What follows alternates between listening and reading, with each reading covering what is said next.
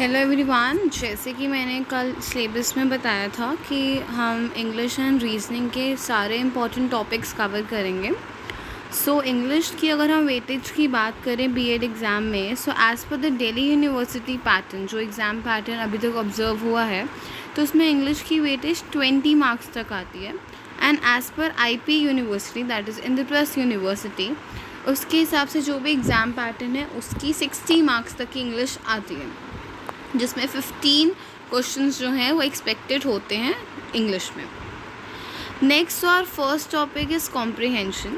Comprehension एक ऐसा topic है जो बहुत लोगों को लगता है कि स्कोरिंग है, और बहुत लोगों को लगता है इट्स अ टाइम वेस्टेज, पढ़ने में बहुत टाइम लगता है। कभी कभार बहुत लोगों को ऐसा होता है कि पढ़ने के बाद समझ नहीं आता, तो वो 2-3 बार जब रीड करते हैं सो उसमें उनका टाइम वेस्ट बहुत ज़्यादा हो जाता है। एंड एग्ज़ाम में टाइम की बहुत वैल्यू होती है, क्योंकि पर मिनट के हिसाब से उन्होंने क्वेश्चंस डिवाइड करे होते हैं। So my personal advice is कि आप कोई भी कॉम्प्रिहेंशन जब भी आप सॉल्व कर रहे हो तो सबसे पहले कोई छोटे छोटे कॉम्प्रिहेंशंस पकड़ो, ताकि आप उन्हें अगर सॉल्व ईजिली कर पाओगे तब आप बिग कॉम्प्रिहेंशन में जंप करो। बिकॉज आजकल क्या होता है कि किसी को भी बहुत ज़्यादा एग्ज़ाम की प्रिपरेशन करनी है तो वो डायरेक्टली जो है वो बुक्स उठाते हैं एंड बड़े बड़े कॉम्प्रिहेंशन स्टार्ट करना शुरू कर देते हैं, जिससे वो कंफ्यूज हो जाते हैं। तो पहले आप पढ़ो, छोटे छोटे कॉम्प्रिहेंशंस करो, and day by day increase your level in reading the comprehension passage. So in this video, as you know, this is the first video I am conducting, जो कि हमारे इस एग्ज़ाम पैटर्न को लेके है। सो सबसे पहले मैंने कॉम्प्रिहेंशन का बहुत ही सिंपल सा पैसेज एंड छोटा सा पैसेज उठाया। So let's read this passage. So there is, I am taking 2 comprehension passages, question 1 and question 2. So question 2 जो होगा वो इस वीडियो में इंक्लूडेड नहीं होगा, इस वीडियो में सिर्फ question 1 इंक्लूडेड होगा। दोनों ही मैंने बहुत ही बेसिक लेवल पे लिए हैं। डे टू डे हम और अच्छे लेवल पे या थोड़े डिफ़िकल्टी लेवल पे हम जंप करें। So the comprehension is, there is an old proverb, early to bed and early to ride makes a man healthy and wise. I am in the habit of getting up early in the morning and have formed the habit of taking long morning walks in the past 2 years. It is a light exercise and best for the physical fitness. The morning air, which is fresh and pure, is beneficial for lungs. The early rays of the rising sun and good for healthy skin. Health is wealth, and doctors also recommend morning walks to their patients for gaining sound health and freshness of energy. So इस छोटा सा paragraph में बहुत clearly बताया गया है कि it's related to your health. अब चाहे इससे कोई भी क्वेश्चंस हो सकते हैं, चाहे वो आपके हम लोग बहुत बार एग्जाम्स में देखते थे कि हम बोलते हैं कि name the passage according to you, what will be the suitable title of the passage, or what the passage is actually about, or something meaning related to the specific words. Here, what is beneficial for the lungs, what is beneficial, and how the healthy skin is beneficial, how the sun rays are beneficial. So all these good things are included in this passage. So let's move towards the questions. So the first question is, what is good for lungs? Sun rays, fresh air, sound sleep, and light exercise.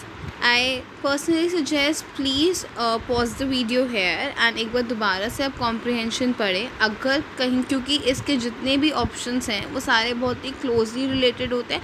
comprehension का यही आपको बहुत ध्यान से पढ़ना होता है कि कौन सी लाइन किससे कहाँ connected हो रही है, क्योंकि एक पैराग्राफ में हमें एक समरी तो समझ आ जाती है, but in during this MCQ questions एक पर्टिकुलर MCQ ऑप्शन उठाना बहुत डिफ़िकल्ट हो जाता है। So the second question is, what is light exercise? Early to bed, early to rise, morning walk, gaining sound health. The third question is, what is good for skin? Fresh air, morning walk, rising sun rays. Next is, what is best for the physical fitness? Light exercise, long morning walk, early to rise, fresh air and pure air. So all the options are very complicated, क्योंकि हम एक summary तो समझ जाते हैं, but एक specific MCQ के लिए हम स्पेसिफिक जो आंसर होता है वो ढूंढना थोड़ा सा टफ होता है. For that you have to read the comprehension at least twice carefully, not just ऊपर ऊपर से पढ़ लिया एंड होगा. No, The last question is long morning walk.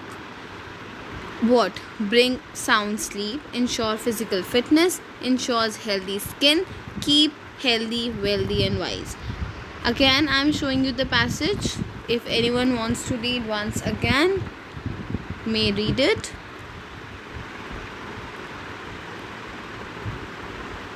Okay. So now the options is this.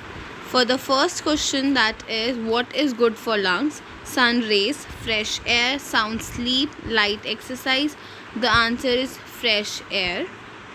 Next is what is light exercise? Early to bed, early to rise, morning walk, gaining sound health. The solution is C option, morning walk. What is good for skin? Fresh air, morning walk or rising sun rays. Option D, that is rising sun rays. Next, fourth question is what is best for the physical fitness? Light exercise, long morning walk, early to rise, fresh and pure air. Solution is long morning walk, that is option B. And the last question is long morning walk brings sound sleep, ensures physical fitness, ensure healthy skin, keeps healthy, wealthy and wise. That is option B answer, that is ensures physical fitness. This is the very simple and the basic question of comprehension. क्योंकि अगर हम इस comprehension ऐसे ही आते हैं थोड़े से tricky and जितने बहुत बार ऐसा होता है कि हम दो MCQ के जो भी सॉल्यूशंस होते हैं उसमें बहुत कंफ्यूज होते हैं क्योंकि दोनों बहुत ही क्लोजली रिलेटेड होते हैं. So I suggest that read the comprehension either twice और थ्राइस केयरफुली, बिकॉज केयरफुली नहीं पढ़ोगे तो 4-5 बार पढ़ने के बाद भी नहीं आएगा समझ में, बट हाँ 2 या 3 बार अच्छे से पढ़ लोगे तो अच्छे से समझ आ जाएगा. And this is the most basic question, बहुत सिंपल है. एंड एक बार ऐसे आप क्वेश्चन की प्रैक्टिस कर लो. I am giving you the another question next video में.